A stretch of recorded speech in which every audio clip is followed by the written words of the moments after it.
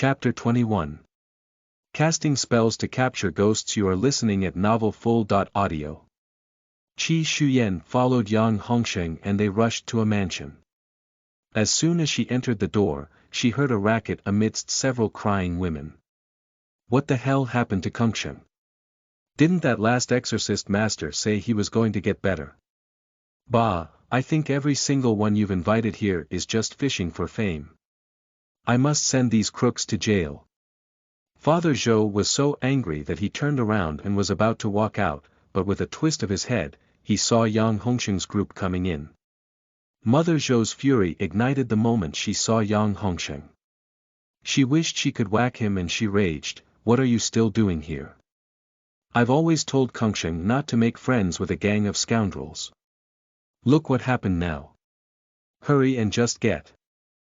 Before she could say, "Get out," Father Zhou interrupted her first and said, "Hongsheng, don't take offense." Although Father Zhou also blamed Yang Hongsheng, he still had some sense. The talisman last time was from him, plus a ghost possessed him too. This matter could be easily solved if he'd brought in a warlock to exorcise the ghosts. His sharp eyes shifted behind Yang Hongsheng, however, after discovering that it was just Su Yeren and a strange young girl, Father Zhou was somehow disappointed. "Didn't you go and invite the master? Where is she?" Dong Junming also asked anxiously. Yang Hongsheng felt bitter. He had been subjected to the family's hateful and embittered gazes last week, so he quickly revealed Qi Shuyan behind him. "This is the master who drew the talisman last time." The Zhou family and Dong Junming's faces flashed with surprise, their eyes filled with scrutiny and suspicion. Qi Shuyan ignored these sizing gazes from all sides, feeling too lazy to probe, but it was quite annoying to be stared at constantly. Impatience crossed her face. "Uncle, aunt, this master drove away the ghost in my body," Yang Hongsheng quickly explained. Sure enough, the eyes of the others immediately changed after his clarification. There were still some doubts though. Father Zhou mused for a moment. He was at his wit's end now, anyway, so he might as well try this last resort. He immediately led Yang Hongsheng and the others to Zhou Kongsheng's room on the third floor. As soon as Qi Shuyan entered, she saw a young man strapped solidly on the bed. He must have been Zhou Kongsheng. Qi Shuyan secretly breathed a sigh of relief. As she had expected, the ghost wasn't 1,000 years at all, just 100 years. "Master Qi, do you need to prepare anything?" Yang Hongsheng saw that Qi Shuyan came empty-handed and didn't know how she was going to exorcise the ghost. In the past, those so-called masters had come with countless magic weapons. Qi Shuyan didn't even look at Yang Hongsheng, shook her head and took a few steps forward. She actually saw the red-clothed female ghost possessing Zhou Kongsheng upon entering the room. She had studied the ancient texts and arts, which recorded that there had once been a type of ghost cultivation that boosted strength by relying on subduing malevolent spirits, training them into magic weapons and so on. Thus, ordinary people might find ghosts unbearable to handle, but for them, it was a resource that everyone fought for. The ghost gonfalons she made were essentially the same. To say the biggest difference between Qi Shuyan and many celestial masters was that she was keen on researching. She didn't care about taboos, she only cared whether or not they worked. She wasn't a ghost cultivator, but ghosts were a resource for her to improve her strength. Although this ghost wasn't high in attainment, no matter how tiny a mosquito was, it was still meat. It was also higher in attainment compared to the ghosts she had captured in her ghost gonfalon. Yang Hongsheng stood nervously and waited for a long time, but Qi Shuyan never made a move. He frowned. He didn't know if it was just his illusion, but he always felt that Qi Shuyan's eyes seemed to be glowing, as if she was communicating with that female ghost. "Master Qi, why aren't you doing anything yet?" Su Yeren was also uneasy and confused. "Let's just be polite and ask this female ghost about the specifics first." "And what did you ask?" Yang Hongsheng stared in surprise, not expecting her to actually communicate with the ghost. This female ghost was an opera singer during the Republican period, who fell in love with a poor man. They married and she sang in the opera to support the man. Then the poor guy fell in love with a rich girl, dumped her, and married the rich girl. The rich girl was jealous and knew about her husband's affair with this ghost. So, she let other people go to great lengths to force her to hang herself. But why is she pestering Big Brother? Big Brother isn't that heartless man. Su Yeren was baffled. Qi Shuyen blinked. Maybe your big brother resembled that heartless rat a bit. Either that or your big brother looks more to this ghost's liking. But honestly, this female ghost is pretty good looking, you guys really have good taste. Su Yeren. I can't afford this kind of luck with girls. Yang Hongsheng. This Master Qi's focus is too strange. Qi Shuyen advised the female ghost to leave, but she was impenetrably thick-headed, so she took out a ghost ward talisman with a stern brow and threw it over. The ghost screamed as if roasting in flames and her red figure loomed over Zhou Kengsheng. Zhou Kengsheng writhed even more dramatically, that even the tight ropes that bound his taut body sharply gaped. The female ghost obviously sensed the danger and Qi Shuyen's power, and freaked out. After loosening the ropes, she attacked Qi Shuyen with a malevolent, white, crazy face. Seeing that the ghost was still occupying the body, Qi Shuyen knitted her brows and cast a few spells towards her. This time, the ghost couldn't stand it any longer. Zhou Kengsheng let out a blood-curdling screech as if burning in flames and couldn't wait to fly out. Holy **T, ghost. Yang Hongsheng still had the guts, but when the red-clothed female ghost suddenly flew in his direction with a rotting grimace zooming in front of him, he paled in horror and couldn't help but scream. The others hastily recoiled even more. Ordinary people couldn't see ghosts, except in special circumstances, like just when Qi Shuyen cast her spell, and the ghost manifested. They had already seen the ghost on Zhou Kengsheng, but now that the ghost had flown out, she was even more shockingly clear. As soon as the ghost tried to escape, Qi Shuyen immediately cast a ghost-binding spell to pin her on the spot, after which she swiftly wielded her ghost gonfalon. It spun in circles and quickly wrapped the ghost in the middle. Soon, the ghost shrieked miserably, and with utterly dreary cries and screams was sucked into the ghost gonfalon, disappearing without a trace. After Qi Shuyen collected the ghost, Yang Hongsheng almost sat paralyzed on the floor with shaky legs. Master Qi, where is that female ghost? Su Yeren asked in a nervous whisper. There. Qi Shuyen pointed at the ghost gonfalon. Her 5 fingers flexed and spread as she commanded, reap. The ghost gonfalon that was spinning mid-air immediately shrank and entered Qi Shuyen's palm. The crowd stared in shock at Qi Shuyen's move and were secretly in awe, looking at her empty palm. Yang Hongsheng and Su Yeren, in particular, glanced at Qi Shuyen repeatedly. Yang Hongsheng secretly said. No wonder Master Qi came empty-handed. Those sets of magic weapons of those so-called masters are nothing. Master Qi's magic weapon can even pop out of thin air, and looks extraordinary that even ghosts are sucked. Master Qi, is our big brother all right? Su Yeren looked worriedly at unconscious Zhou Kengsheng. Qi Shuyen looked at Zhou Kengsheng and said, I guess he'll wake up in a little while, but what? When Qi Shuyen swallowed back her words, Yang Hongsheng asked promptly.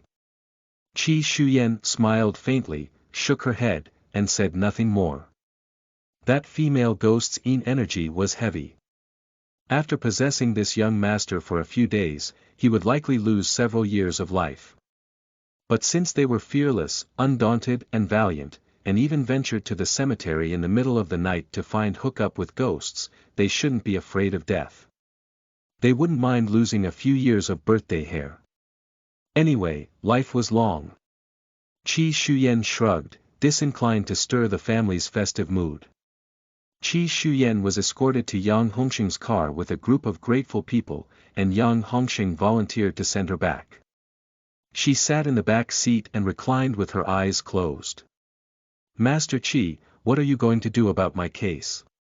Yang Hongsheng asked apprehensively. He got chills down his spine at the thought of that hungry ghost stalking him. Yours is easier than Zhou Kongsheng. I'll come to your door anytime when you'll indulge in extravagant eating and drinking. Qi Shuyan's eyes remained shut. Yang Hongsheng with a black line. Indulge in extravagant eating and drinking. Why did that sound like I'm having a good time? Master Qi, you faltered earlier. Could it be that my big brother would be suffering some after-effects after being possessed? Yang Hongsheng was a coarse, yet subtle man. He kept pondering about what Qi Shuyan hadn't finished saying, and always felt that it wasn't anything good. Hearing his query, Qi Shuyan opened her eyes and laughed lightly. You have a pretty good sense of smell, but are you sure you want to know? Seeing her like this only fueled Yang Hongsheng's curiosity, so he nodded. Yeah, go ahead. Qi Shuyan looked at the scenery outside the car window and spoke lightly of it. It's not really a big deal, but these few days when your big brother was possessed, he was tainted with too much yin energy, so he will lose a few years of life. Not only him, but you're better off than him, so you'll only lose a few months of life. Your other brother is much luckier than you, and will only lose a few dozen days of life. Yang Hongsheng stepped on the brakes and the luxury car came to a sudden stop. Because of the inertia, Qi Shuyan was jolted forward, speechless. Why are you so excited? Master Qi, why didn't you say so earlier? We won't be short-lived, will we? I still haven't lived long enough, why is my lifespan shortened? Yang Hongsheng howled in panic, you must save us, I am the only lifeblood of our family for 3 generations. Qi Shuyan looked at the terrified Yang Hongsheng, speechless. I thought you were bolder than all the rest, valiant and fearless, that you even ventured to the cemetery to fool around and flirt with female ghosts. You should be able to see through life and death. It's only a few years short of lifespan, so there's nothing to be afraid of. Besides, you guys have a long lifespan, it's actually nothing. Yang Hongsheng. He was purely bored and with a playful disposition, thinking that there were no ghosts in the world. He wasn't bolder than the rest, valiant or fearless. Besides, he didn't want to die young and had long been regretful. Who would dislike to live a longer life? Master Qi, you can't see me dying and not save me. I'm the only seedling of our young family for 3 generations. Yang Hongsheng continued wailing like a ghost. Qi Shuyan held her aching forehead and said, Okay, I'll try to find you some medicine to replenish your yang energy and patch you up, all right. But the herbs are a bit expensive and hard to find, so I'll make a list for you by then. Yang Hongsheng immediately stopped howling, his eyes filled with gratitude. Master Qi, you really are a good person of exemplary conduct and noble character. If it weren't for the money he was paying, Qi Shuyan really would have rejected this label and laughed in his face. This idiot. Chapter 22. Meeting the man with the purple and gold aura. You are listening at novelfull.audio. Shortly after Qi Shuyan returned home, she received a 21 million deposit receipt. 19 million was the balance, and the remaining 2 million was supposed to be a thank you for the medicine. She raised an eyebrow and curled her lips, that guy is pretty upbeat. After a few days practicing at home, she was about to go to the herbal shop to repurchase when a phone call came. Master Qi, how could you not tell me I would be short-lived? Su Yeren was worked up on the other end of the phone. It turned out that Qi Shuyan's words a few days ago greatly frightened Yang Hongsheng, that he quickly started scouring for medicinal herbs to replenish his body. This matter naturally reached the ears of the brothers, Su Yeren and Zhou Kongsheng. After Su Yeren and Zhou Kongsheng's joint incessant interrogation, Yang Hongsheng was forced to tell the truth, that he would be short-lived. The 2 brothers were immediately terrified, especially Zhou Kongsheng, who was possessed by the female ghost and was tainted with more yin energy. If Yang Hongsheng had lost several months of life, then so did he, and much longer. If it wasn't for Zhou Kengsheng's frailty plus his unfamiliarity with Qi Shuyan, he would have already driven over even if it killed him. So, he could only urge Su Yeren to call Qi Shuyan. Qi Shuyan could only reply helplessly. In fact, you'll lose 10 days of life at most. Is 10 days a lot? It wasn't even a month. That's not the case, Master Qi, 10 days, all. Lifespan is something that no amount of money can buy. But one more day, you can earn. Su Yeren said in distress, Master Qi, I don't want to die early. I'd like to ask if I can use the prescription you gave my second brother. Who would think he had lived too long? Qi Shuyan reassured, of course you can. After her reply, Su Yeren paused, as if someone was beside him, urging him to do something. By the way, Master Qi, how many birthdays will my big brother lose? Su Yeren asked immediately after, looking at the apprehensive and anxious Zhou Kengsheng beside him. Not much, just 2 years. Qi Shuyan pinned the phone beside her ear while putting on her shoes at the entrance, and suddenly heard a thump coming from the phone, sounding like a glass hitting the table heavily. What's wrong? Qi Shuyan asked in confusion. The moment Zhou Kengsheng heard 2 years, he almost lost his soul. He could no longer care about anything and smashed the glass in his hand down, and snatched the phone from Su Yeren. Master Qi, I will lose more lifespan than they will. Can you prescribe me a higher grade medicine? Money is not a problem. You name it, anything that can keep me alive a little longer. Qi Shuyan. So, there is someone else around. Master Qi, what do you think? Zhou Kengsheng probably also realized his outburst, so he restrained himself and asked cautiously. Qi Shuyan smiled and said, you both take that medicine. You are too weak now to take too much tonic. The loss outweighs the gain. Also, don't go to those kinds of places with heavy yin energy anymore. Zhou Kengsheng nodded his head.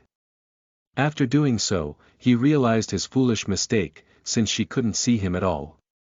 He glared at the smirking Su Yeren beside him, and replied gratefully, yes, yes, we will certainly comply with your wishes and thank you for saving us last time. In the future, if there's anything we can do for Master Qi, you must never be polite. Although he hadn't seen it, he also knew Qi Shuyan's ability from the Zhou family, Su Yeren, and the others' depiction of this master capturing ghosts. Qi Shuyan exchanged a few final words with Zhou Kengsheng and hung up. Weisheng herb shop. Qi Shuyan was in high spirits because of her bulging purse, so she directly went to one of the largest medicinal herb shops in Fuzhou, Weisheng herb shop, which was located on a street lined with hundreds of herb shops. Hello, are there any medicinal herbs you fancy? The sales lady at the counter asked politely. Qi Shuyan shook her head. I'll take a look around.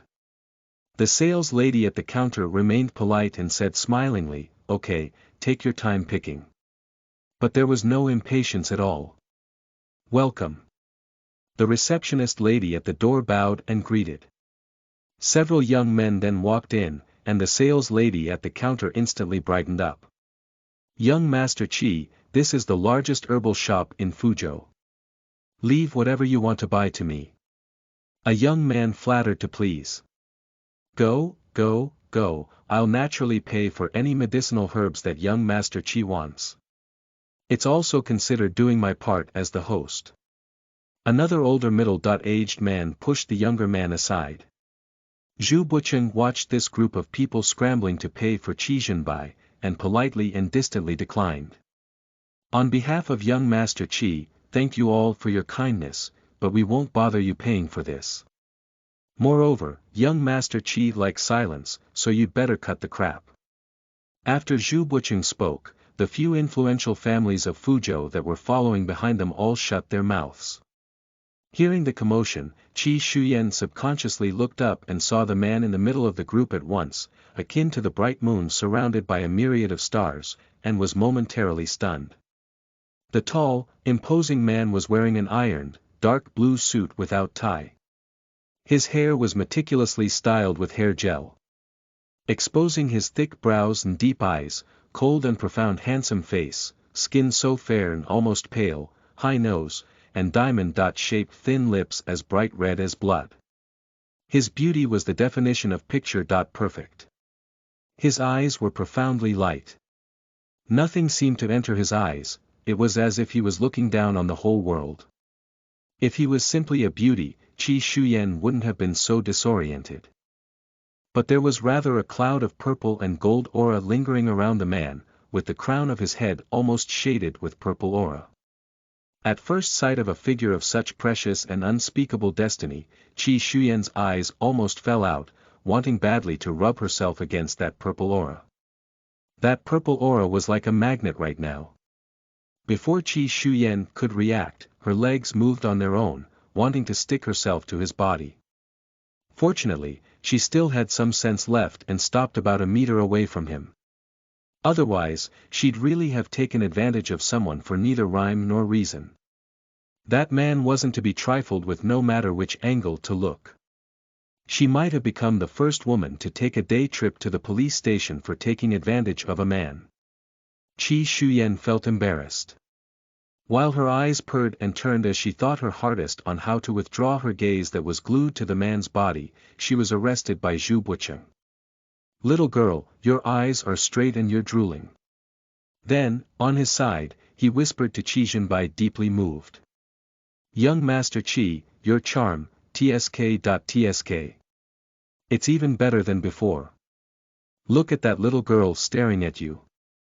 She can barely walk and her eyes are deadly stuck to you, admire. Zhu Bucheng paused and then touched his face. "My looks are obviously not bad and all the girls who chase me can form a company, but every time I stand with you, I'm always treated like a backdrop. It's really infuriating, mind your own business." Qi Shuyan scowled at Zhu Bucheng and murmured in her heart, "I'm not a nymphomaniac." But looking at the shining purple aura around the tall man next to him, she still secretly swallowed her saliva, dying to hug him. Rebuffed for the first time, Zhu Bucheng began to doubt life. When did I become so unattractive? Qi Zhenbai has been impassive, but seeing the deflated Zhu Bucheng, a rare arc rose on his lips. But Zhu Bucheng revived after drawing a breath. He patted his chest and immediately threw a "kid, don't you dare smile" look. He was a masculine guy, but he'd be bent, let alone the bystanders. Qi Zhenbai normally didn't pay attention to his looks. No matter how good one looked, it would eventually fade. And now, he gave the person beside him a sidelong glance while ignoring the many eyes projected on him, his face somewhat frosty and indifferent. "Jealous. You can get plastic surgery. But if it's just you, plastic surgery is useless." Zhu Bucheng. Why does it feel like he was injured and stabbed yet again? Qi Shuyan suppressed her desire to hug the man in front of her, and with difficulty, shifted her gaze and set her eyes on the herb she needed. When she saw the ginseng, her eyes lit up as she said, "I want this." The two spoke in unison. Qi Zhenbai was startled. He took a glance at Qi Shuyan beside him, pursed diamond-shaped, red lips, and in a low, cold voice, said, "Excuse me, can I have this ginseng?" Chapter 23. Falling into his arms. You are listening at novelfull.audio. Just when Zhu Bucheng thought that Qi Shuyan would hesitate to give in, she firmly shook her head. "No. Zhu Bucheng. Best friend's charm has dropped." Ah, he actually failed to dazzle this little girl into giddiness. But thinking about how this girl's eyes were glued to his best friend just now, were her means too powerful or was she playing hard to get? But regardless of her thoughts, this ginseng was too important to his best friend. Just as Zhu Bucheng was about to patiently explain its use to Qi Shuyan, she seemed to have perceived his intent and took the lead with Qi Zhenbai. "You shouldn't take this kind of ginseng in your current condition. It will only accelerate the outbreak of your ice-cold constitution." After saying this, she ignored the two and immediately asked the clerk at the counter, "Please wrap it up for me." The clerk took one look at Qi Zhenbai and since the gentleman didn't object, she moved to wrap it up. Can you even give medical advice? Zhu Bucheng looked at Qi Shuyan in shock. She actually saw through his friend's special physique at a glance. Just fine, Qi Shuyan replied. Are you studying medicine? No. Then, is your family from a medical family? No. Qi Shunyan shook her head, turned around, and asked the clerk politely, can I borrow a blank piece of paper and a pen? Hearing Qi Shuyan's denial, Zhu Bucheng was no longer interested in asking any more questions, thinking that she spoke at random and scored a lucky hit. The clerk hummed in reply, hurriedly took a paper and a pencil out, packed that ginseng and was about to hand it over. Hey, this stuff looks pretty good, I'll take it. How much is it? A girl of 17 or 18 came over and rudely snatched it away. Yang Qinshan actually didn't even know what the package was, but seeing that it was something Qi Shuyan was interested in, she got up the idea to take it away. I'm sorry, this customer chose this red ginseng first. We have other ginseng in our shop, would you like to have a look? The clerk inquired. But I'm only interested in this red ginseng, it has to be this. Yang Qinshan was pulling a giant wolfhound. Arrogantly, she turned her head and looked at Qi Shuyan, feigning surprise. Qi Shuyan, how did you get here? Do you know how expensive this red ginseng is? It's millions at random. As a classmate, don't blame me for not reminding you. Don't get thrown out as a beggar. After all, you can't even afford to change a single piece of clothing on a regular basis, wearing those same few second-hand pieces all year round, even more so for cosmetics and maintenance products. You don't have to worry about it, I still can afford this one, Qi Shuyan said indifferently. You can afford it. Yang Qinshan stared at her in wonder and utter shock. Qi Shuyan, you're not someone's mistress, are you? No wonder you're always skipping school every day, how can you be so depraved? Yang Qinshan's words resounded loudly in the empty hall, especially her mentioning of the word mistress, which attracted many people's thoughtful gazes on Qi Shuyan. Qi Shuyan snorted. If you're filthy and think that others are as filthy as you, I'm really sorry, but I'm bone-ash level obsessed with good looks, unlike you with no goals, the kind that one of those fat, wealthy dirtbags could lull into a frenzy. But, I understand. After all, you were born of a mistress and are rather uninformed. Who wouldn't splash dirty water? Qi Shuyan's retort was rich in information and the people who heard it nearby radiated a subtle glow, looking at Yang Qinshan differently. Qi Shuyan's tolerance certainly beat Yang Qinshan's. She blushed instantly and glowered hatefully at Qi Shuyan. Qi Shuyan, you're maliciously slandering me. You're the child of a mistress. Believe it or not, I'll rip your mouth off. One more word of nonsense from you. I'm only speaking the truth, unlike some who lie a lot. Yang Qinshan choked. She glared at Qi Shuyan, thought of something suddenly and questioned, don't play dumb with me. Now, you're finally showing your fox tail. When Yun and Sister Hui are still in the hospital. Qi Shuyan, you did it, right? It must be you. Who else is so wicked besides you? Qi Shunyan was fed up with Yang Qinshan's nonsense and said coldly, I can't beat 11 people let alone provoke you. Why didn't you say you were fighting among yourselves? Either that or there's an unequal sharing of the spoils. Qi Shunyan immediately snatched back the red ginseng from Yang Qinshan's hand and turned around to leave.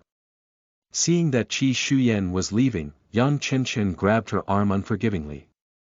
Stop right there and speak clearly, are you annoyed or guilty? Let go. Qi Shuyan slapped Yang Qinshan's hand away that tugged at her. Seeing the giant wolfhound that sprang out from the corner, she was horrified and subconsciously retreated. Qi Shuyan was pretty bold, but she was still a girl at heart. Having been traumatized by a dog bite in her early childhood, the sight of such a huge canine made her heart pound. Yang Qinshan obviously noticed Qi Shuyan's strange reaction and fear.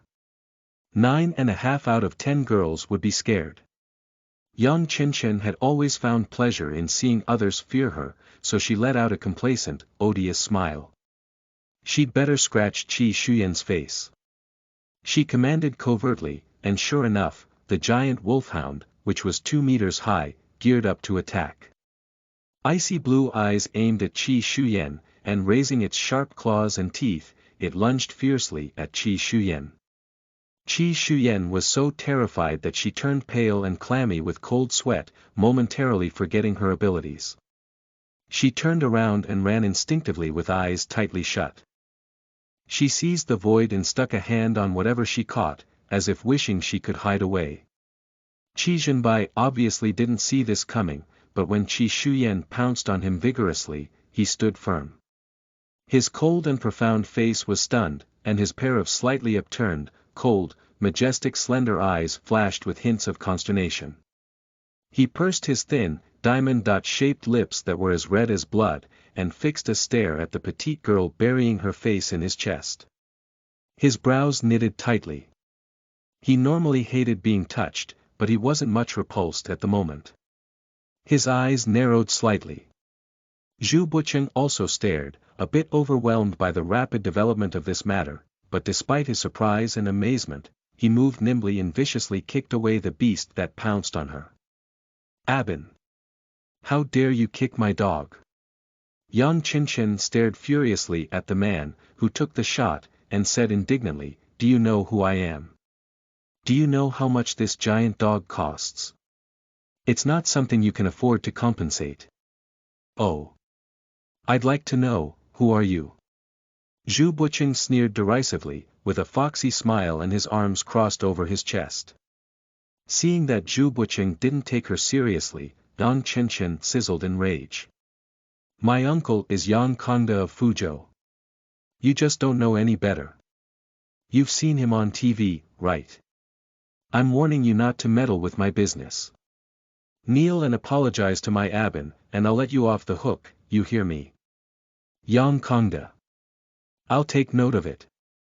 Zhu Buqing recited softly, without any hint of emotion. Chapter 24. Poisonous Tongue. You are listening at novelfull.audio. I'm counting on you to know better. Hey, you in the back. What are you still standing stupidly for? Hurry and scram.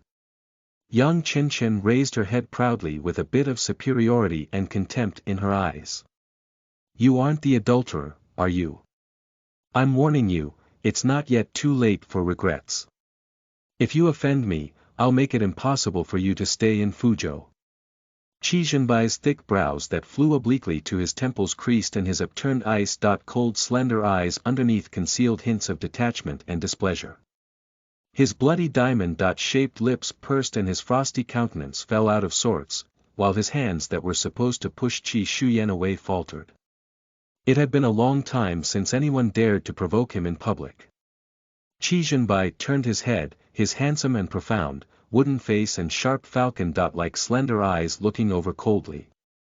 Partly tugging at his scarlet, bloody lips, he condescendingly retorted with a voice deep and cold, "Impossible to stay. Then, I'll wait and see." Yang Qinshen was dumbstruck the moment Qi Zhenbai turned his face. All her attention had been on humiliating Qi Shuyan earlier, plus Qi Zhenbai was facing sideways, and with Zhu Buqing blocking him at the front, Yang Qinshen hadn't gotten a clear look at him. When she saw him clearly, she swallowed her taunts and curses, and was no longer as arrogant and despotic as she was moments ago. Her face flushed bright red, her heart thumped inside her chest, and her eyes glowed. Yet, when Qi Zhenbai's 2 majestic eyes without luster shot a glance at her, Yang Qinshen's heart jumped in fright at his icy stare. This man was stunning, but his eyes were too scary. Yang Qinshen swallowed her spit. However, this did not dampen Yang Qinshen's interest. She rolled her eyes and piled up a glittering smile. "Actually, Shun Yan and I are attending the same high school. Today's incident is all a misunderstanding. My name is Yang Qinshen, what's your name? Are you new to Fuzhou?" Qi Zhenbai gave her a cold, indifferent look, without the slightest interest in her. Seeing that he ignored her, Yang Chen bit her lips and blushed, feeling embarrassed at the humiliation. She suddenly looked at Qi Shuyan and apologized profusely. Shuyan, I was joking with you. Abin is tame and won't bite anyone. I've been a bit impulsive today, but I'm sure you can understand that. You were involved in Wenyun and Sister Huey's accident and they're in a coma. How can you, a fellow classmate, be so cold and heartless? Even if you normally are in conflicts, you should still visit them. That way, I won't think more of it. I'm just frank and outspoken, I'm so sorry.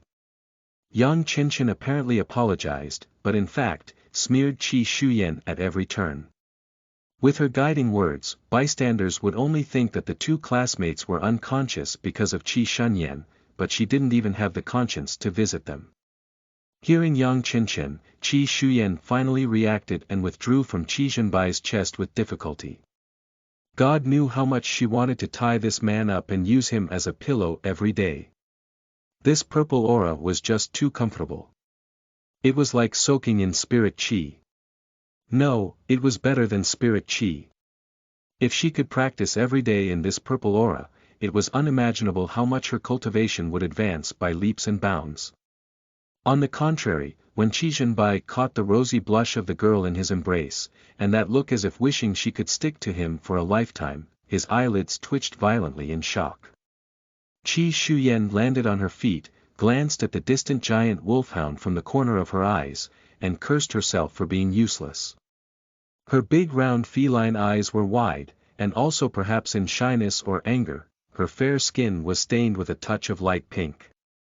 She snapped back, I was involved. That's right, a dozen of you blocked me in the restroom, so of course, I was involved. But you fought and wrestled among yourselves, so why should I be blamed? Why should I visit them? Do you want me to burn paper money for them in front of the hospital? I'd wish them a safe journey. After Qi Shuyan's comeback, Zhu Bucheng was the first to burst out laughing.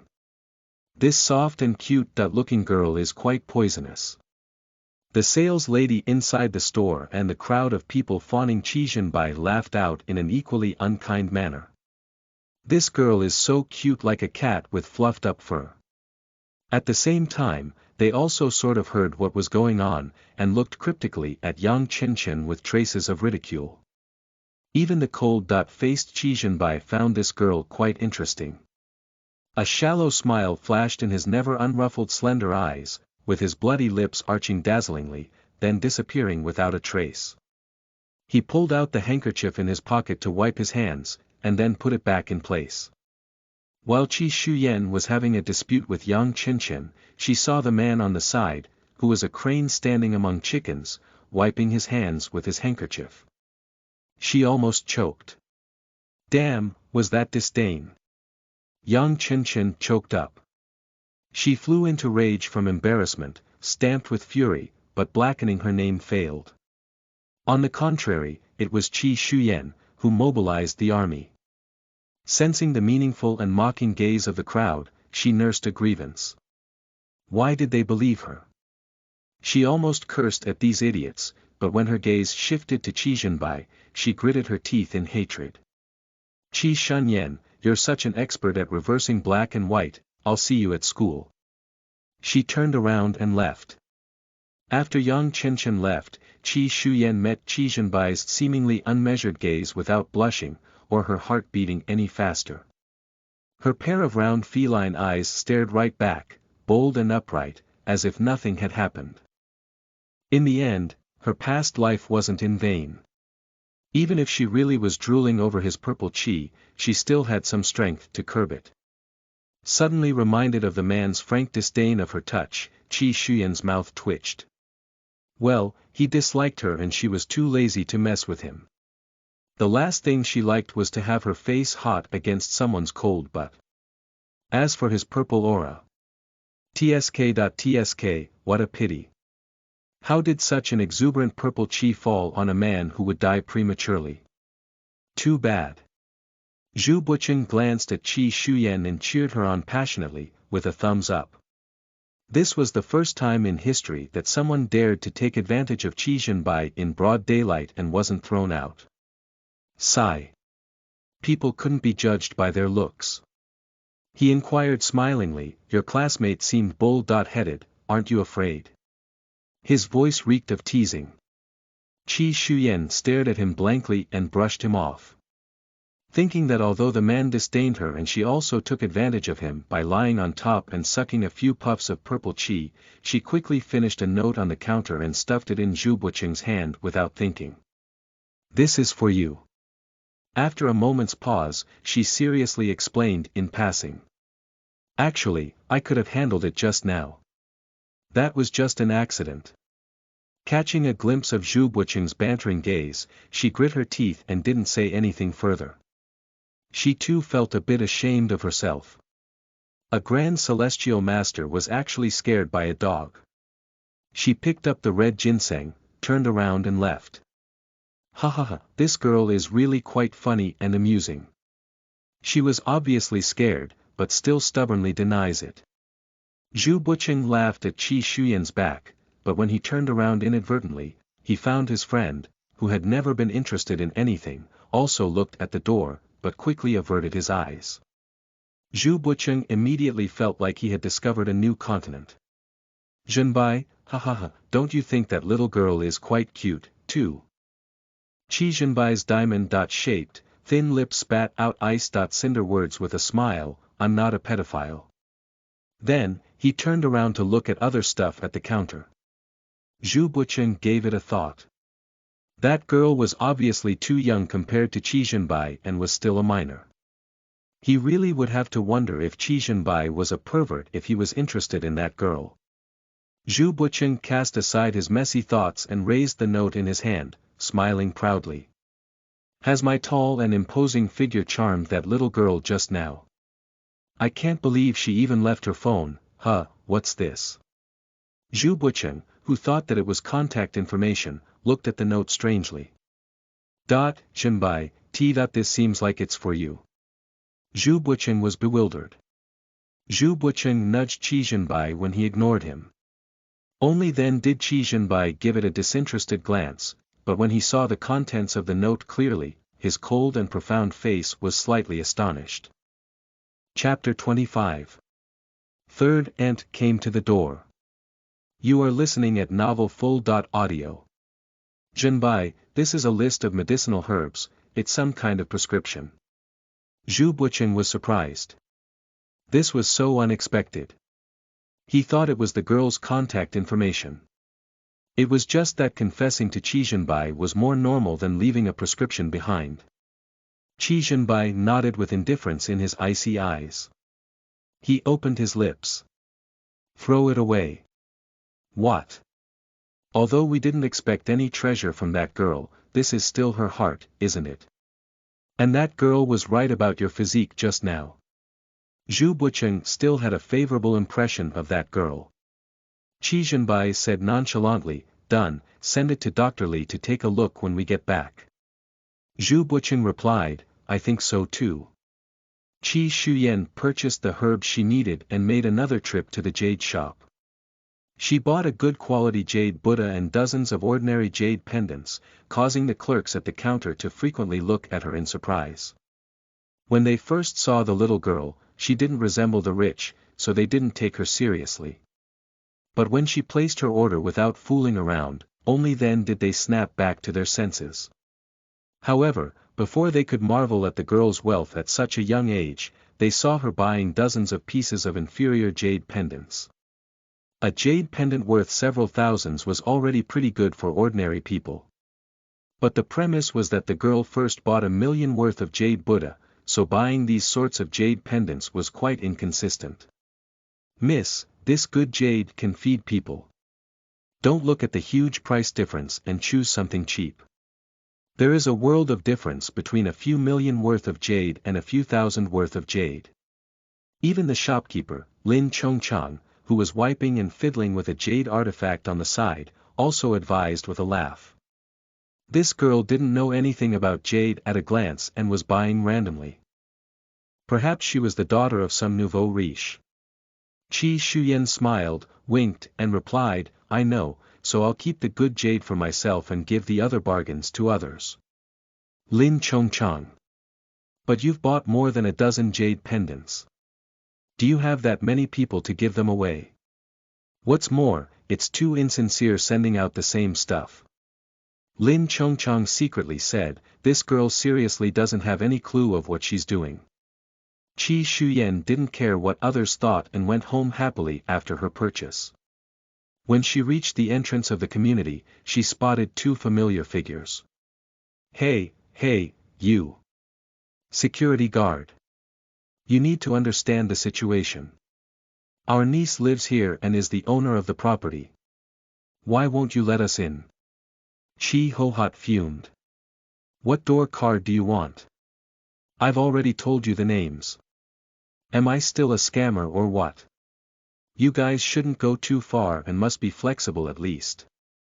Otherwise, when my niece comes, you'll see if I won't complain about you. Fine, go complain. The security guard sneered, looking up and down at the pair, Chi Hohat and Gao Han. He'd seen a lot of liars like them, always bragging about how powerful they were. Maybe, that niece she mentioned was the young mistress of some family, who came to the door to obtain gifts of money. The owners would only complain about them if they did let them through the door. Thus, they gave not the slightest bit of face. If you really have such a promising relative, how come you don't even have a door card? Cut the crap and get the hell out of here. Chi Hohat pointed at the security guard, shivering with anger. She wanted to flare up, but looking at all these burly security guards, she was still somewhat terrified. She could only talk tough hatefully. Okay, you just wait. I've raised my niece and she treats me like her mom. She hits where I point, so don't regret it then. I'll have my niece file a complaint about all of you. Chi Hohat, who was suffocated with her meal at the security, turned and poked at Gao Han beside her impatiently. Did your phone call get through? What time is it? That girl is almost home from school, but she hasn't answered her phone yet. Gao Han's face was stinky. It hasn't gone through for a long time. She didn't blacklist us, did she? Chi Hohat grabbed the phone disbelievingly and made a few more calls, but none of them went through. She clenched her teeth tightly and cursed. This damned girl has really grown up. I'll just squat right here and see how she dares to treat her own aunt like this. Gao Han also nodded, and his face was livid. This girl is increasingly becoming unreasonable. There have never been relatives who had a feud overnight. Why is she so angry? He was incensed, then paused. Are you sure your fourth brother went on a mission? He wouldn't still be at home, right? Gao Han was still fearful of this equally burly brother. Chi Hohat waved her hand. Nothing of the sort. Mom said that brother is away on a business trip, and that B*TCH is all that's left. She blanched suddenly. Brother wouldn't have hired a nanny for that good .4. Nothing, would he? Bah, this damned girl really thinks she's a rich man's daughter. Does she even know how much she's worth? This is going to cost us a fortune. Chi Hohat had long regarded Qi Lingyan's salary allowance as her family's property, but had never considered Qi Shuyan. At the thought of how much money Qi Shuyan had spent, she kept busy scolding her for being a wastrel. Say everything now, but don't say anything in front of her. This girl has a hard temper, so coax her out of it first. Gao Han pondered gloomily. This girl's wings are becoming harder and harder. It would be no good if she complained to your brother.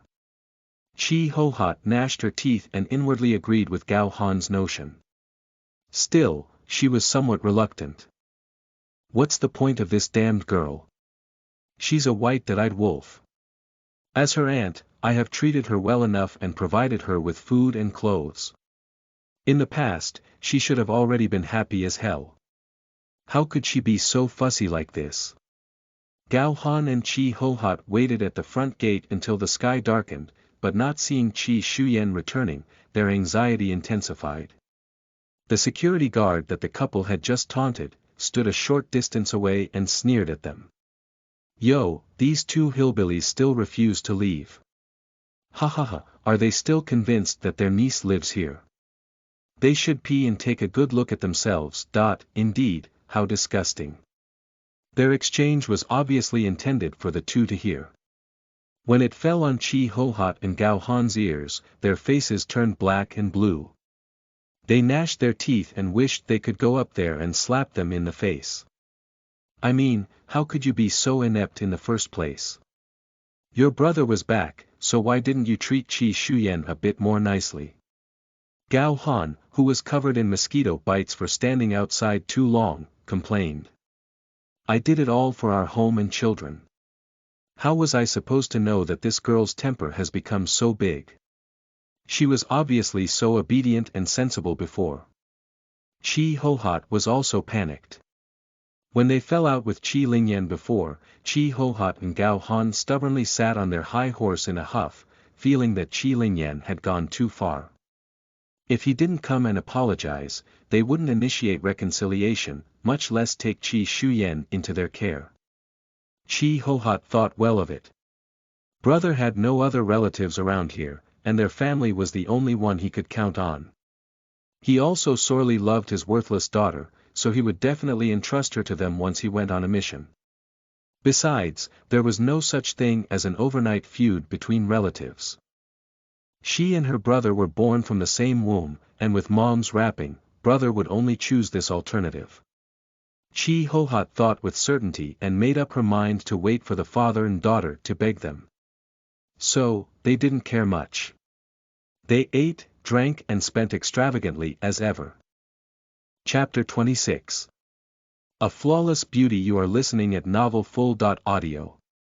Chi Ho-Hot's family had long developed the usual affliction of the rich and famous.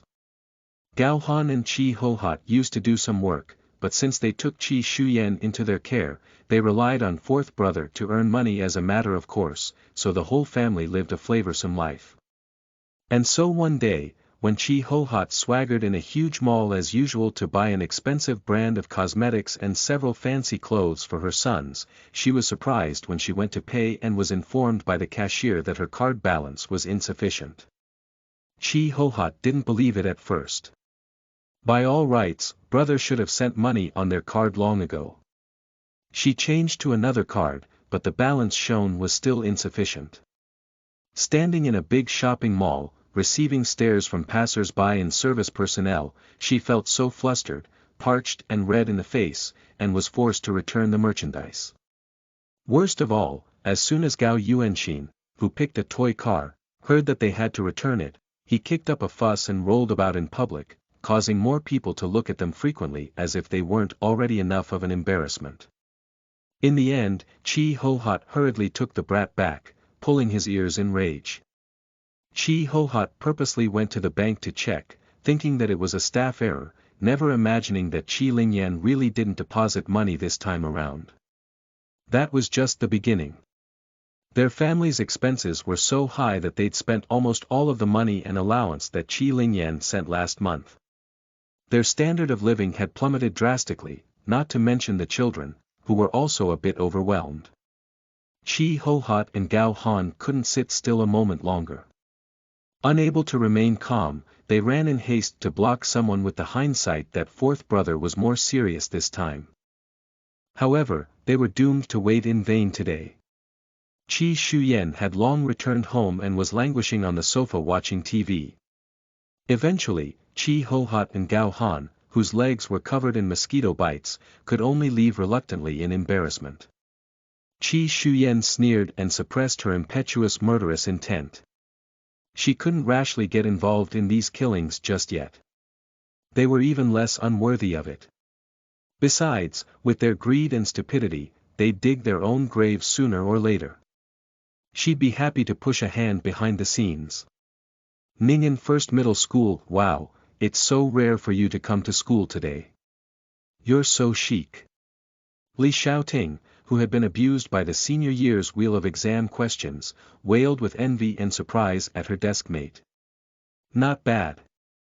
Qi Shuyan replied, all the while writing and answering her math homework. Li Xiaoting leaned over to take a look, and was really surprised when she saw the math problem formula that Qi Shuyan had written. This is a tough question. Do you know how to do it? Hey, tell me the solution to the problem. Li Xiaoting had been mulling over this problem for a long time without progress, and was planning on asking the math teacher later.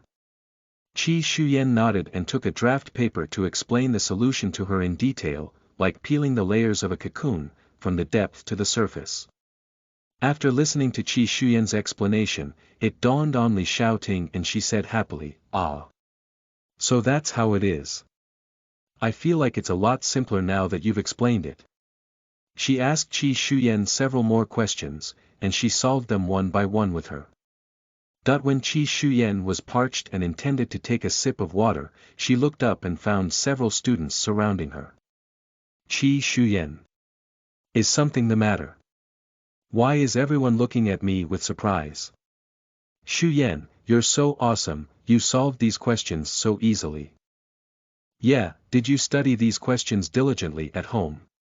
No wonder you dared not come to school. I would have chosen to stay at home if I was as conscientious and disciplined as you are."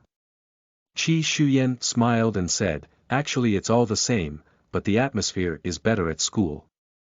That's right. In fact, these senior dogs are just as miserable wherever they are." "Shuyan must be very diligent at home," Li Xiaoting at the same table commented. Other students were in total agreement, admiring Qi Shuyan's diligence, while a few were quite unsure about her closed-door approach and advised her to come to school more often. The group of girls talked in a cacophony of voices, then the topic unconsciously turned to skin care products. "I've been staying up all night, so pimples popped out on my forehead and my face turned oily. It's killing me. I have to use my mom's cleanser and toner, but it doesn't help at all. And now, my eye bags have grown darker. I just want to get this period of time over with, or else my face value will rub off." A girl clasped herself and looked at her reflection in self-pity. Yeah, I look in the mirror every day and almost throw it away. I look like a panda. Yeah, my skin is already oily, but now that I'm up all night studying, could I even make it up afterwards? Just as many girls were sighing and moaning, a voice drew their full attention. "Hey, Shuyan, you seem to have become a lot prettier. Your skin is white, your pores are almost non-existent, not even freckles or pimples." Zheng Shujun at the front desk looked at Qi Shuyan enviously. "What brand of skin care products are you using?" As soon as these words were spoken, the girls, who were talking about the plunge in their beauty, all looked at Qi Shuyan and noticed that her skin was white and soft. It wasn't an exaggeration to say as soft and smooth as a newborn's skin. Studying non-stop, her face value increased rather than decreased, so the whole bunch of girls were envious and jealous. Qi Shuyan blinked, not understanding how the topic of a group of people who were passionately discussing skin care products fell on her. She said with a smile, "Eating and sleeping well, and having a more regular work and rest routine, I guess." It was true that she had never used skincare products before, not even a Debeo facial cream. Her skin might have been better than others before, but it hadn't been this good. Naturally, this was related to the medicinal baths she had been taking. Medicinal baths couldn't only make up for spirit qi and enhance the strength, but also harden the physique, cleanse the muscles and bones, and discharge impurities. The first time she took her medicinal bath, the water was dyed black with all of the impurities discharged from her body. The medicinal bath these days was a little more translucent. Qi Shuyan couldn't tell them these facts, so she replied perfunctorily. She didn't expect that her answer would draw a bigger wave of hatred, glaring at her like ravening tigers. Comparing yourself to others will only make you angry. How outrageous, it's naked boasting of your flawless beauty, shame on you.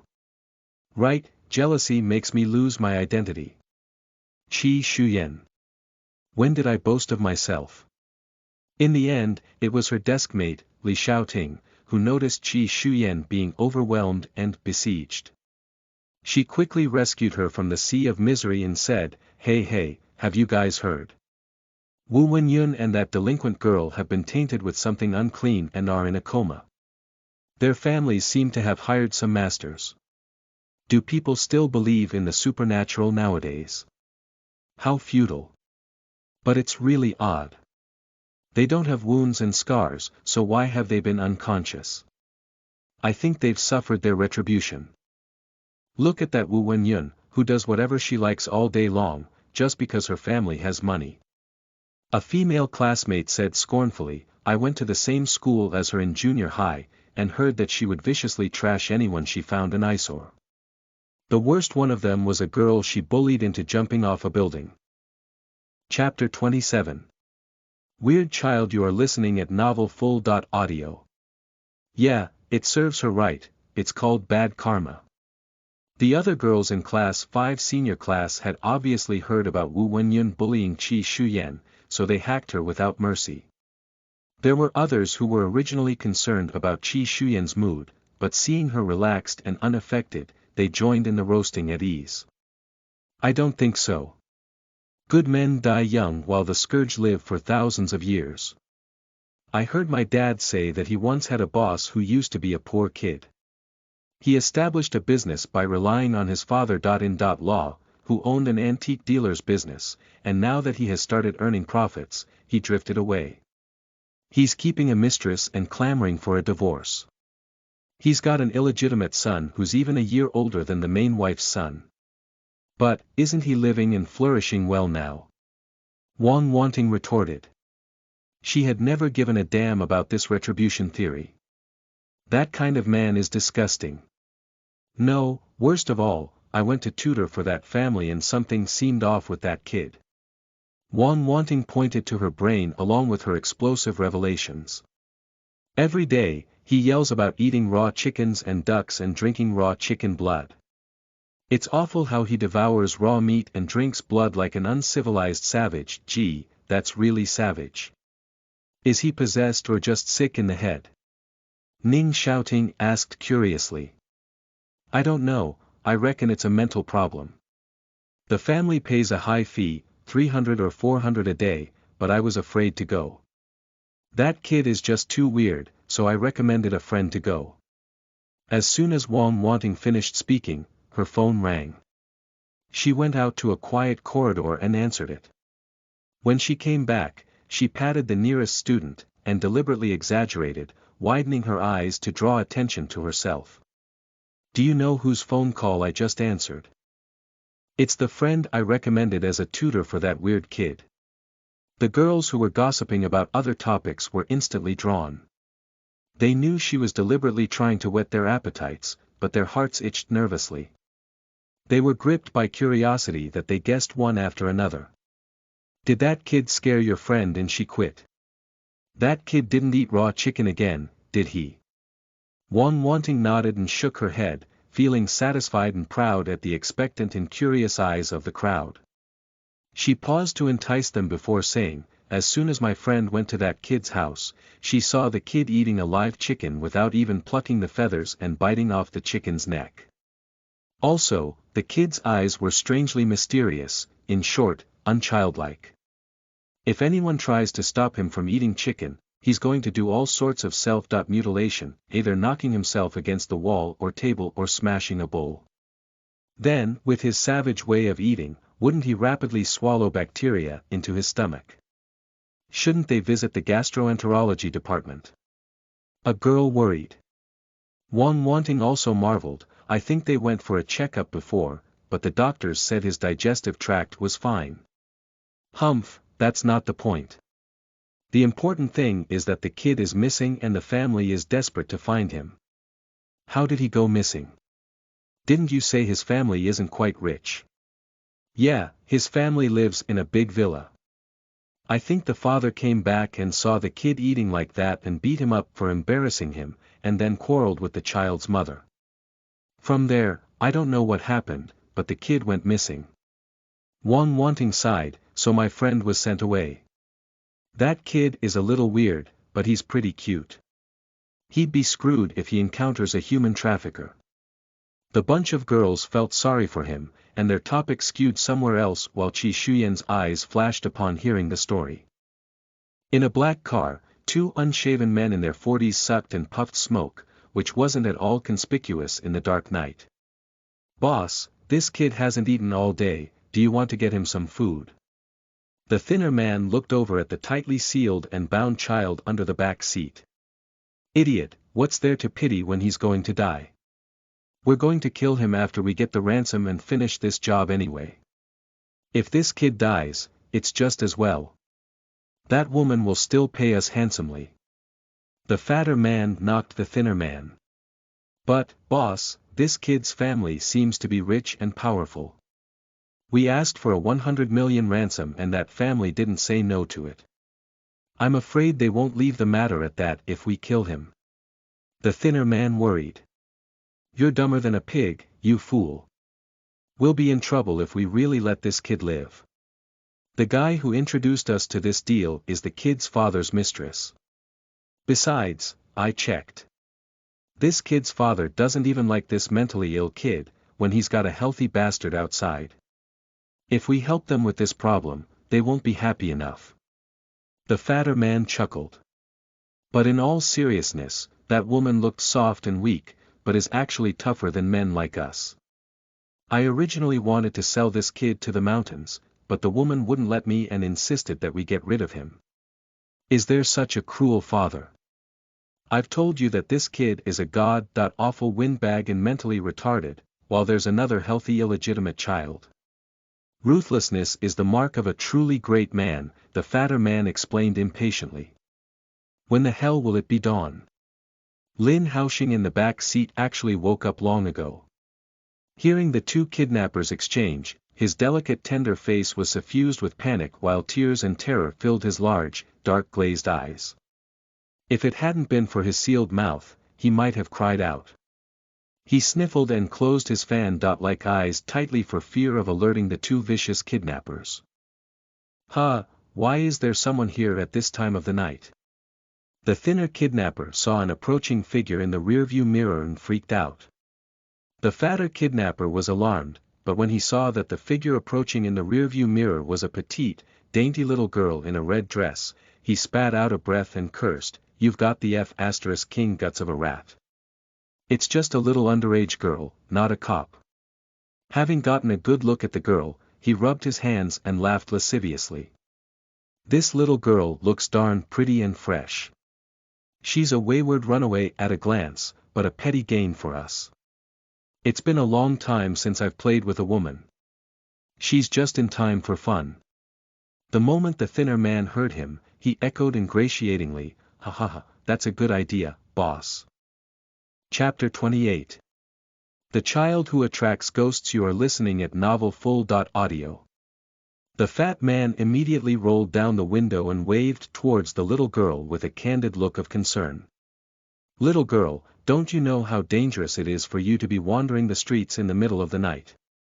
Did you have a quarrel with your parents again? Parents nowadays are really too irresponsible. What if something happens to you? Little girl, why don't you get in uncle's car and we'll take you home?" Qi Shuyan looked disinterestedly at the greasy, fat man kowtowing up to her and didn't even bother to pay attention to him. The man was shrouded with a dense, mottled, gray-black mist from head to toe, contrary to his facade of simplicity and honesty. Qi Shuyan looked around and held her breath to feel the scent of the evil ghost that escaped from her hands, but unfortunately to her chagrin, there was completely no trace of the ghost here.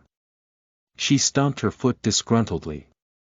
What a wasted effort after chasing it for several streets. Seeing her looking left and right, the fat man thought she was looking for an opportunity to escape, and hurriedly lurched.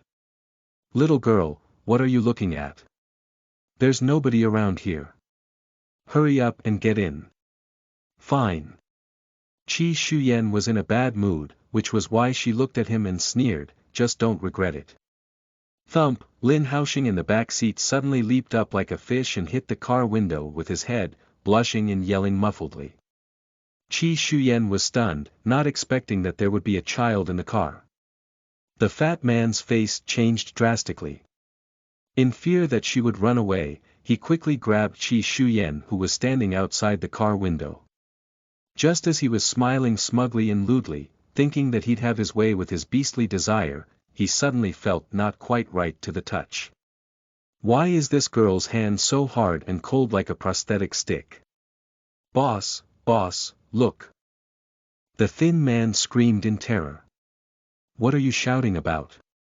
The fat man broke into a cursing fit and turned around, only to find himself holding a bleeding, hardened prosthetic limb in his hand. And the little girl outside the car window grinned strangely. Her skin was so white and almost transparent. Her eye sockets were empty, streaming with 2 lines of red blood tears. Covering her absolutely empty shoulders, she complained indistinctly, I had a hard time piecing it together. Uncle, why did you tear my arm apart?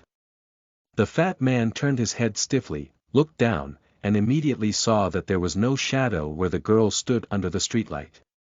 He screamed in horror, threw the hardened prosthetic limb in his arm, stepped on the accelerator wildly, and sped away. Halfway through the drive, the little girl in red appeared in the middle of the foggy road again. The fat man's face stiffened and he panicked. Recalling some elderly who said that even ghosts were afraid of villains, he immediately tightened a fierce look and kept a straight face. He stared ferociously at her with cloudy eyes, and hurled all kinds of abuse while stepping wildly on the accelerator. You little ghost, I'm not even scared of evil spirits, so why should I be afraid of you? I'll crush your soul into smithereens. Then, he drove the car directly toward her and ran her over. After driving for an hour, the fat man stopped. He panted and wiped the cold sweat from his forehead. Then, he grinned wickedly. Finally, we've gotten rid of that dead little ghost, ha ha ha. I told you ghosts are afraid of villains. Hearing no sound nor compliment from the thinner man, he glared at him in dissatisfaction. When he turned around and saw the thinner man scared out of his wits, the fat man poked fun at him. Huh, what kind of sesame nerves do you have? Boss, it's behind you. The thinner man turned ashen in fright and pointed behind the fat man, then immediately pushed the car door open and bolted. When the fat man heard this, he subconsciously turned and was greeted by a magnified version of the bloodied, pale, rotting face with no eyes pasted on the glass window. Scuffed blood was all over the window, scaring him out of his wits. His ferocity convulsed and he let out a hair-raising scream, ghost. His fat body nimbly scampered like a monkey, abandoned the car and ran away. In the back seat, Lin Haoxing shut his eyes tightly, but the trembling of his little fan lashes betrayed his fear. He shrank into a tight ball, praying that the ghost girl wouldn't notice him. When nothing happened for a long while, he opened his eyes a crack, and whimpered in fear at the enlarged face in front of him. The seal over his mouth was ripped off with a tug and a warm finger gently poked his cheek. Kid, you're lucky you've met me. Lin Haoxing was too frightened to register the words. He closed his eyes tight, grimaced in panic and worked up a scream, when a sweet candy bar reached his mouth. He subconsciously sucked at it, and tasted a tang of sweetness at the tip of his tongue. Only then did he notice the difference. His bindings were untied and someone helped him sit in the back seat. Lin Haoxing quietly opened one eye and instead of seeing the creepy picture, there was a beautiful elder sister in a red dress in front of him. He sighed in relief. Elder sister, did you save me? Yeah, are you hungry? Here you go. Qi Shuyan handed over a loaf of bread, laid back on the chair, and yawned. Lin Haoxing stared at Qi Shuyan in a daze. Feeling that she'd appeared out of nowhere somehow, he subconsciously shrank in fright. However, he was too hungry. Looking at Qi Shuyan, who was resting her eyes for a moment, he couldn't resist opening his mouth and taking a few bites of the bread in his hand. He casually turned his head, but seeing a twisted ghost lying on the car window, he paled in fright, covered his mouth, and threw himself into Qi Shuyan's embrace. Qi Shuyan was a bit helpless and opened her eyes. What's all the fuss about? Sister, there really is one outside. Lin Haoxing swallowed the word ghost down, his little white face somewhat frustrated. His mom, dad, and grandpa didn't believe he really could see ghosts and always thought he was crazy. Even those friends, who used to play with him, had also stopped playing with him one by one. Qi Shuyan was disgusted upon seeing it. There's an ugly ghost. Through the window glass, there was a blurry shadow of a badly mangled body, twisted and deformed. Qi Shuyan stretched out her hand to feel it and quickly figured that the ghost had died of drunken driving and had been dead for years with a heavy grudge. She looked thoughtfully at Lin Haoxing. This child's physique seemed to easily provoke such ghosts. You can see it too, sister. Lin Haoxing glanced at her in surprise, feeling a sense of recognition. However, this surprise quickly washed away when a cool gust of wind drifted in. No windows were obviously open, but it was spine-chilling. The ghost of the dead drunk driver looked greedily at the two people in the car with the glass in front of him like a virtual mirage. Suddenly, he stretched two distorted, bloody palms and reached in. Seeing the evil spirit's greed emitting green light and crawling in unimpeded, Lin Haoxing closed his eyes in fright and yelled, "Foxy! Foxy! Help!" As Lin Haoxing shouted for help, the demonic qi in his body fluctuated and disappeared without a trace, scaring Lin Haoxing, who was on the verge of tears. "Foxy, I'll buy as many chickens and ducks as you want from now on. Don't leave me alone." Chapter 29. Little Paper Man. You are listening at novelfull.audio. Qi Shuyan giggled and teased upon hearing this, "You're pretty good to this little fox." She flipped her hand, brandished a ghost gonfalon and collected the malevolent ghost that was half-way in and attempted to flee after sensing the danger in one fell swoop. Even the residual energy was collected cleanly, restoring tranquility and clarity. Qi Shuyan grinned in satisfaction. "I just love this kind of special delivery. It saves me a lot of effort." Lin Haoxing was shivering in fear, but after waiting for a while, nothing happened inside the car. All thinking that it must have been finished, Lin Haoxing opened a crack and found that the car was quiet. The terrible evil ghost was gone. His eyes lit up and carefully combed left and right. He cheered some and looked strangely at Qi Shuyan even more. "Sister, is that ghost gone?" Qi Shuyan snorted and stuffed a large white rabbit creamy candy into her mouth with her eyes closed. "It's gone. Where do you live? I'll send you back." Lin Haoxing looked at Qi Shuyan with amazement and doubt. Foxy seemed to have not made a move just now. Was it this sister in front of him? Moreover, Foxy generally would come right out whenever he ran into one of these filthy evil spirits. But this time, he sensed Foxy's fear within him. Utterly panicked and anxious, even his most useful trick of 100 trials and tribulations was used to tempt it, but it hid tightly. Foxy was the most voracious eater, but he acted as if there were floods of dreadful monsters in front, when there was only this beautiful sister. It wasn't even afraid of evil spirits, so was this sister it was afraid of. Lin Haoxing was somewhat puzzled. "Can sister drive?" Lin Haoxing inquired. Qi Shuyan shook her head. "No." Suddenly opening her eyes, she turned to Lin Haoxing and asked, "Do you have any paper on you?" Lin Haoxing was dazed and tangled. Would he have to walk back since she couldn't drive? But it seemed a bit far and he didn't know the way. But he did as he was told and cleverly pulled out his backpack behind him, then took out a notebook. "No, a cardboard cover, a bigger one. I think your English textbook cover is just about right." Lin Haoxing. But English textbook covers are hard to fold. Though saying this, he immediately tore off the English textbook cover. Lin Haoxing watched as Qi Shuyan's fingers flew over and quickly folded the disobedient page into a lifelike little paper man. Then, Qi Shuyan blew a breath towards it, and the flat little man rapidly expanded to the size of an adult, turned over and sat nimbly in the driver's seat. Lin Haoxing's eyes widened in awe. His tiny mouth opened a bit and he was momentarily dumbstruck before excitedly looking at the little paper man and shouting. Alive, sister, alive. Is the little paper man alive? Qi Shuyan tapped him on the head. I'm not dead. Who's alive? Tell me your address. Lin Haoxing hurriedly reported his home address. Qi Shuyan found a cinnabar pen on her and wrote a line of shimmering silver characters in the air, then with a flick of her finger, these characters all fell on the paper man's body. As soon as they fell on him, the paper man started driving the car just like a real live person would. Lin Haoxing stared without blinking, raking the back of the front seat, his eyes brimming with novelty and excitement. This was the first time he'd ever seen a paper man drive, and he was now completely positive that this pretty sister had just put away that evil ghost. Sister, let's go for a few more spins. It's so fun.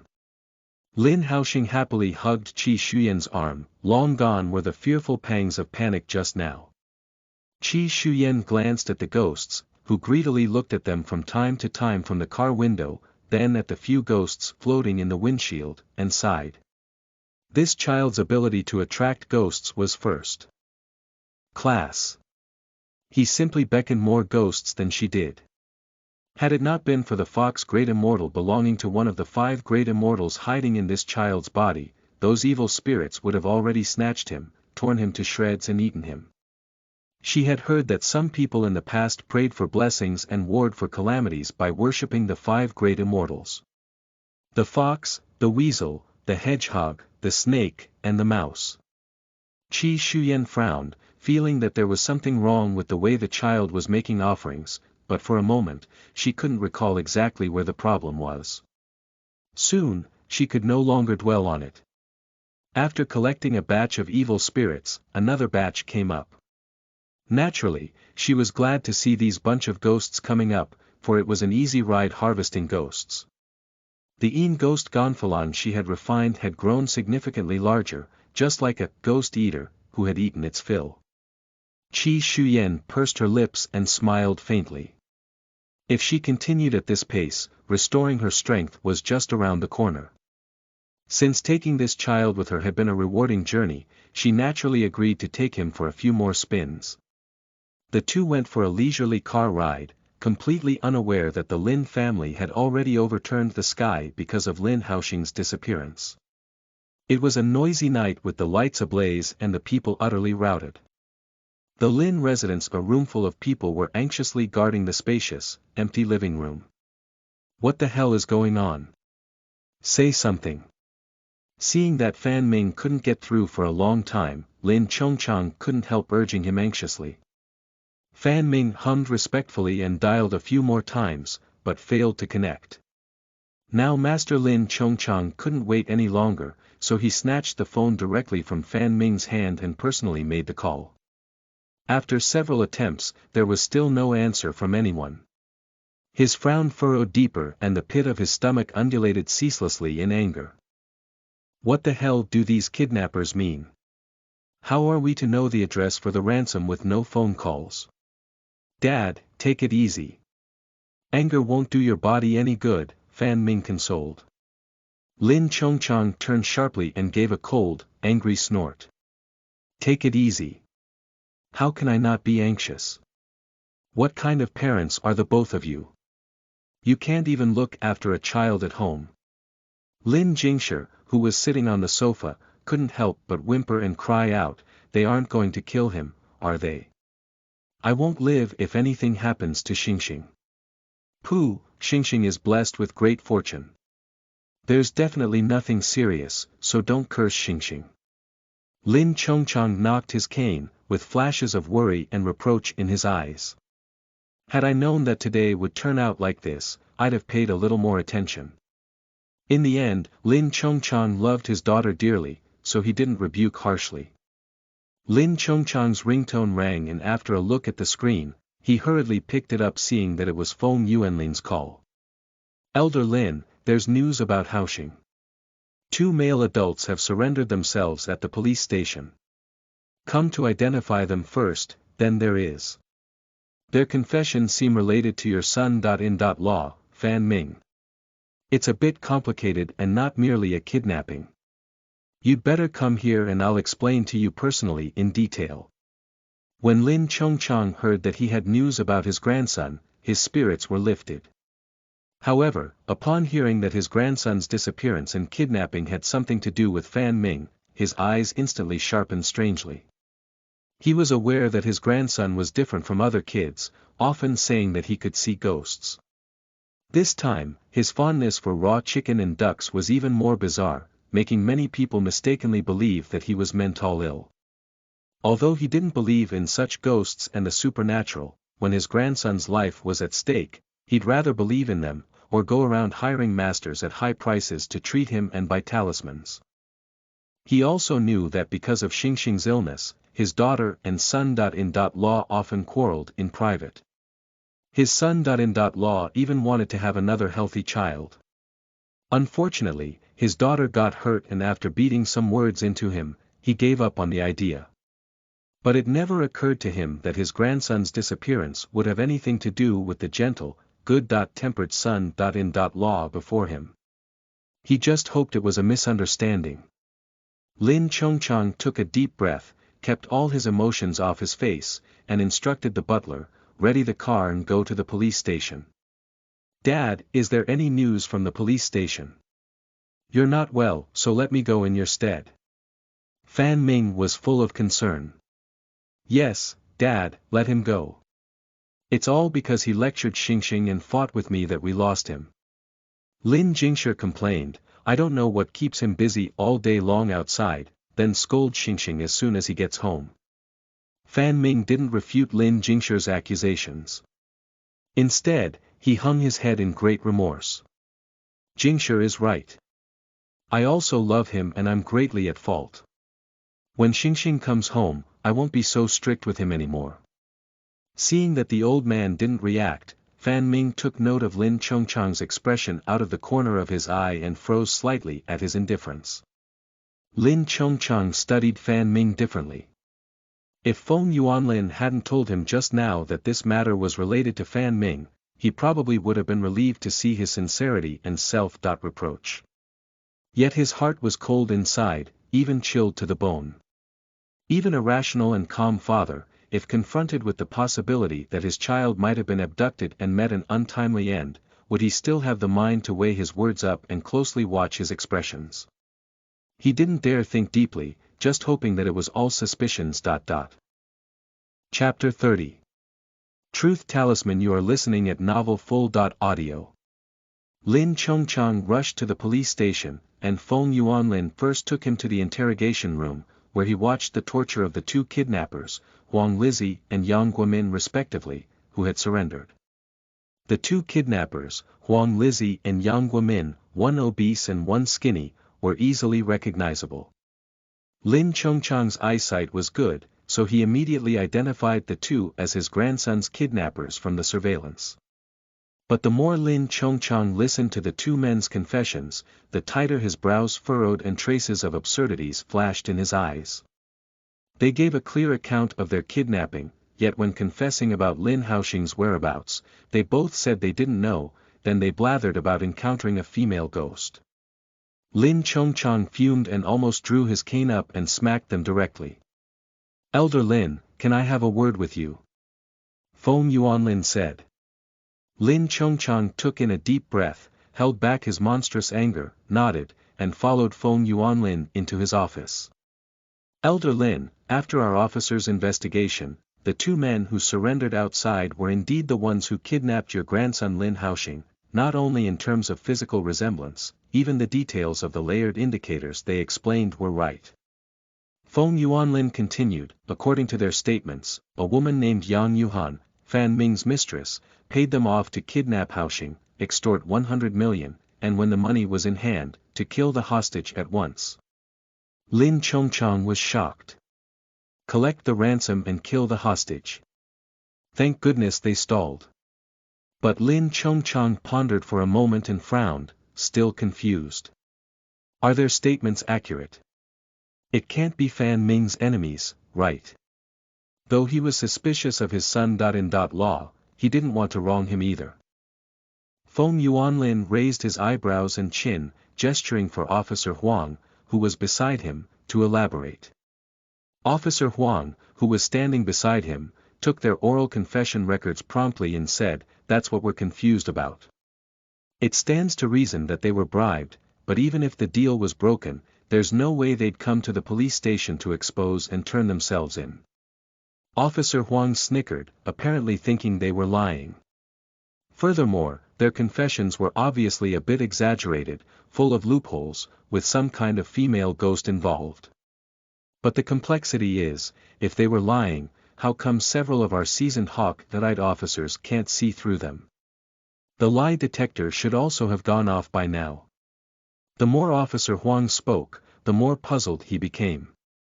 Officer Huang could still recall how the two came to the police station to surrender.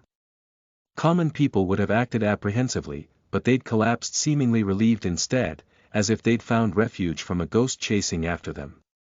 Especially their confessions, which he began recording seriously at first. But when the two rambled on about a female ghost, his face blackened, thinking that the two were just a couple of delusional idlers trying to provoke the police station order. But because Director Feng paid close attention to this case, he resisted the urge to kick them out. Even with the use of a lie detector and rounds of interrogation, the two men still said the same thing. Seeing Lin Chongchang in deep thought, Officer Huang added, "In fact, the polygraph isn't necessarily accurate if someone's psychological quality is really up to the mark. Personally, I'm partial to them lying and planting evidence." Then, it was all a self-directed farce. Obviously, Fan Ming had offended someone out there, but there were too many holes in this man's profile. Lin Chongchang mused for a moment, slightly relieved to hear that it was likely a frame. Up, thinking inwardly that he had misunderstood Fan Ming. "Elder Lin, don't worry. I've sent other officers to verify these statements. I've also notified the traffic police everywhere to lock down and search based on the license plate number we got. I'm sure we will find Haoxing soon." Feng Yuanlin sat upright on the sofa, his steadiness inexplicably convincing. Lin Chongchang nodded. Although he was anxious, he still trusted Feng Yuanlin's abilities. Among the younger generation, Feng Yuanlin was notoriously steady and reliable. Knock, knock, knock. Sun Su came in to report, with a strange look on her face. "Director Feng, what those two said just now should be true." "Sun Su, on what basis is your judgment?" "I've said you can't make subjective assumptions, you still rely on evidence." Officer Huang stared at her disapprovingly. Sun Su immediately cried out, "Leader Huang, how could it be my judgment?" Several of the officers in the interrogation room thought so. Sun Su immediately told them what had just happened. It turned out that the officers had done everything in their powers, but failed to find out that the two were lying. Even the lie detector was inexplicably unresponsive. Still, other police officers decided that Huang Lizzie and Yang Guomin had lied. Until an interrogator noticed a yellow talisman behind the two men during a break and curiously tore off the one behind Huang Lizzie did he immediately change his testimony, beating himself to death to admit that he was lying. Thinking that Huang Lizzie was playing them, the interrogator angrily slapped the talisman right on him as a warning, resulting in Huang Lizzie immediately confessing again. The contrast between before and after was so great that Sun Su noticed the talisman at once. She didn't think that Huang Lizzie, an ordinary person, had the guts to defy their police station. Sun Su tore off that talisman and secretly stuck it to the officer just now.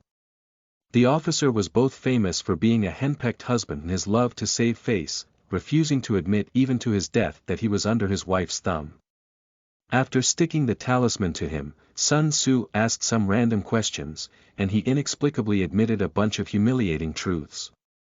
That he couldn't beat his wife, and also that he had no status at home, causing the officers in the interrogation room to burst out laughing, thinking that he was overly stimulated. Sun Su tore off the talisman and asked again. The officer returned to his normal self, covering his mouth, looking incredulous and clearly not understanding how he could have told the truth. Sun Tzu still found it hard to believe, and found another person to test it out on. She clapped it on a man in his 40s, who molested an underage girl. The man, who had been refusing to admit his quibbles, quickly changed his tune, and recounted the molestation process along with his motives and desires. Feng Yuanlin and the others looked at Sun Tzu in astonishment, obviously incredulous and thinking that what she said was supernatural. Officer Huang scoffed and said, "Sun Tzu, you haven't watched too many TV dramas, have you? Were you hallucinating? Why are you, a cop, starting to be as feudal and superstitious as those fortune-telling charlatans? You're sort of considered a highly talented student, Ednel.co." Despite Officer Huang's rebuttal, Sun Tzu instead walked to him saying nothing and slapped the talisman on him. Officer Huang didn't hide, and shook his head in derision, unconcerned. "Officer Huang, who was your first crush and when did it start?" Sun Tzu asked. "Meng Xinyan, the first day of junior middle school," Officer Huang answered quickly. "How many girlfriends have you had? What's your wife's order among your girlfriends?" "I haven't had any. I met my wife on a blind date." "When did your wife's period start?" "Second year in junior middle school." After Officer Huang said this, he immediately covered his mouth and ripped off the yellow talisman on his body. His dark skin flushed red with disbelief all over his face, glaring fiercely at Sun Tzu. Was there such a subordinate who screwed her boss? But thinking of the panic that had just come over him at involuntarily speaking what was on his mind, he pondered. Sun Tzu spread her hands innocently. "Leader Huang, I'm sorry. If I didn't ask something explosive, I wouldn't have been able to prove this talisman's effectiveness." Seeing Officer Huang's reaction, Feng Yuanlin, who had experienced violent storms and waves first-hand, was inwardly shocked, but he remained calm and collected on the surface.